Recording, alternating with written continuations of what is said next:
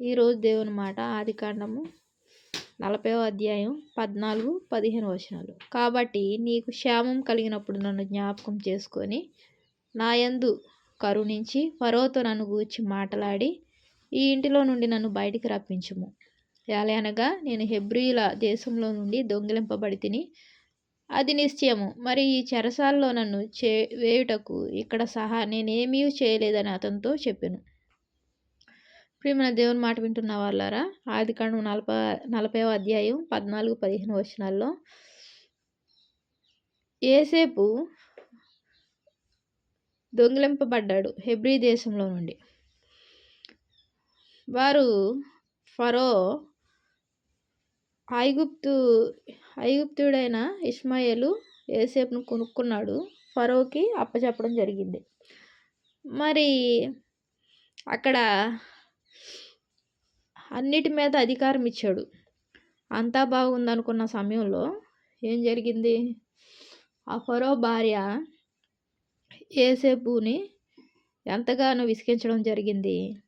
ఆ యొక్క పాపం నుంచి శాపం నుంచి దూరం అయిపోయిన కారణంగా చెరసాల్లో వేయబడ్డాడు. ఇక్కడ ఏమంటున్నాడు?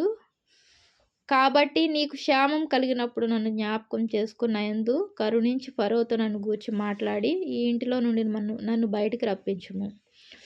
ఎలాగనగా హెబ్రీల దేశంలో నుండి దొంగిలింపబడి తిని, అది నిశ్చయము. మరి ఈ చెరసాల్లో నన్ను వేటకు ఇక్కడ సహా నేను ఏమీ చేయలేదని అతనితో చెప్పును. యోసేపు ఏమి చేశాడు? అక్కడ ఏమీ చేయలేదు. అన్యాయంగా యోసేపును ఒక రాజుల బందీ గృహంలో వేయబడడం చూస్తున్నాం. మరి ఆ విషయం ఎవరు చెప్తున్నాడు? ఆ రాజ గృహంలోని ఉద్యోగస్తులు ఇద్దరు ఆ చెరసాల్లో వేయబడ్డారు. వారి యొక్క కలల భావం చెప్పాడు. ఒక ఉద్యోగస్తుడకు గిన్నెచ్చే ఉద్యోగస్తునికి చెప్తున్నాడు, నీకు క్షేమం కలిగినప్పుడు నన్ను జ్ఞాపకం చేసుకోను అని చెప్తున్నాడు. మరి అక్కడికి వెళ్ళాడు, యోసేపు చెప్పినట్టే జరిగింది, కానీ ఏమాత్రము జ్ఞాపకం చేసుకోలేదు. మరి ఎవరు జ్ఞాపకం చేసుకున్నారు? దేవుడే జ్ఞాపకం చేసుకున్నాడు. మనం ఎంతోమందిని జ్ఞాపకం చేసుకోండి అంటాము. ఏదైనా ఉద్యోగం కావాలన్నా, ఏదైనా మనకు అవసరమైనా కొంచెం నన్ను జ్ఞాపకం చేసుకోండి అంటాము. అది మన యొక్క స్వభావం. కానీ జ్ఞాపకం చేసుకోరు వారు. ఎందుకంటే మనం అడగడం కూడా అనవసరమే. మరి యోసేపుని ఎవరు జ్ఞాపకం చేసుకున్నారు? దేవుడే జ్ఞాపకం చేసుకున్నాడు. ఫరో కల వచ్చింది. అప్పుడు అక్కడ చెరసాల్లో ఉన్న యోసేపు అయితే చెప్తాడు అని ఆ ఉద్యోగస్తుడు చెప్పడం జరిగింది. ద్రాక్షారసపు గిన్నె అందించే ఉద్యోగస్తుడు చెప్పడం జరిగింది. అప్పుడు గుర్తుకొచ్చింది ఆ ఉద్యోగస్తునికి. అంతకుముందు ఉద్యోగం వచ్చినప్పుడు యోసేపు మాట గుర్తురాలేదు, ఏ సమయంలోనూ గుర్తురాలేదు. కానీ ఫరో ఒక కలభావం చెప్పడానికి ఎవరూ లేని సమయంలో బాధ్యత తీసుకొని యోసేపుని జ్ఞాపకం చేసుకున్నాడు. మరి యోసేపుని ఎవరు రప్పించారు? దేవుడే రప్పించాడు బయటికి. అప్పుడు యోసేపు ఏం చేశాడు? అతను చక్కగా క్షౌరం చేయించుకొని కొత్త బట్టలు, మంచి బట్టలు తొడుక్కొని రాజు వద్దకు వచ్చాడు. మరలా ఆ కలభావం చెప్పిన తర్వాత 7 సంవత్సరాల కరువు, 7 సంవత్సరాల సమృద్ధి. ఆహారం ఐగుప్తు యొక్క దేశంలో సమృద్ధిగా ఉంటుంది అన్నప్పుడు, ఇంత కలభావం చెప్పిన జ్ఞానవంతుడు నువ్వే, నీ వంటి వారు ఎవరు లేరు, మొత్తం అంతా నువ్వే చూసుకో, ఒక్క సింహాసనం తప్ప నాది, మిగతాదంతా నీదే అని మరలా చెప్పి ఇంకేం చేశాడు? ఈసారి యోసేపుకు చెప్పడమే కాకుండా కొన్ని పనులు చేశాడు. ఇక్కడ రాజు ధరించుకున్న ఉంగరాన్ని ధరించాడు, అలాగే సన్నపు నార బట్టలు ధరించాడు, మెడలో ఒక బంగారపు చైన్ వేశాడు.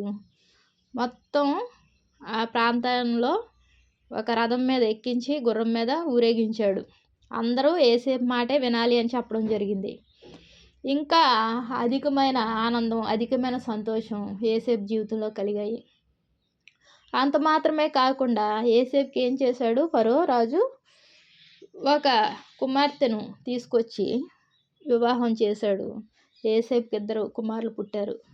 పెద్దవాడి పేరు మనష్షే, రెండో వాని పేరు ఎఫ్రాయిము. మరి ఈ రీతిగా తన జీవితంలో నిరాశ, నిస్పృహలకు కారణమైనప్పటికీ దేవుని యొక్క కృప ఏమాత్రము విడిచిపోలేదు. ఆయన కృప నిరంతరము యేసేపుకు తోడుగా ఉంది. ఎక్కడికెళ్తే అక్కడ సమీపంగా ఉంది. ప్రతి విషయంలోనూ విడుదల కలిగింది. జైల్లో ఉన్నప్పటికి జైలు జీవితంలా లేదు. ఆనందకరమైన జీవితాన్ని అనుభవించాడు. ఎన్నో మేలు పొందాడు. ఎన్నో ఆశీర్వాదాలు పొందాడు. గొప్పగా ఆశీర్వాదాన్ని పొందాడు. దేవునికి వందనాలు. ప్రార్థన చేసుకుందాం. మహాప్రేమ గల తండ్రి, కృపగల నాయన, నీకు ఎన్నో వందనాలు, స్తోత్రాలయ్యా. మేమైతే మనుషుల మీద ఆధారపడతామయ్యా తండ్రి. నాయన ఎవరమైనా అంతే తండ్రి. యేసేపు కూడా నన్ను జ్ఞాపకం చేసుకోమని బ్రతిమలాడినప్పటికి ప్రభా, జ్ఞాపకం లేని జీవితం మనుషులది. తండ్రి యేసయ్య, నువ్వైతే ప్రభా విడిచిపెట్టలేదు ప్రభా. యేసేపును మరలా రప్పించావయ్యా. మా జీవితంలో కూడా ప్రభా నాయన, నిన్ను ప్రభా ఎన్నోసార్లు మర్చిపోయినప్పటికీ మమ్మల్ని మర్చిపోకుండా కృప వెంబడి కృప చూపుతూ నీ యొక్క కాపుదల్లో, నీ కనికరంలో, నీ దయలో మమ్మల్ని ఉంచుతున్నందుకు వందనాలు చెల్లించుకుంటున్నా. నూతన సంవత్సరం కొద్ది కాలం ఉంది ప్రభా. కొద్ది కాలం సమీపంలో ఉన్నామయ్యా. కొద్ది రోజుల్లో నూతన సంవత్సరం వస్తుంది ప్రభా. మా జీవితాలను నూతనంగా మార్చండి. నూతన అనుభవాలతో నింపండి. మా ఆత్మీయ జీవితాన్ని నూతనపరచండి ప్రభా. వృద్ధి కలుగజేయండి ప్రభా. కృపగల దేవా, వాక్యం వింటున్న ప్రతి ఒక్కరిని ఆశీర్వదించి దీవించమని సహాయం కోరుకుంటూ యేసు నామమున వేడుకుంటున్నాను తండ్రి. ఆమేన్. Praise lord.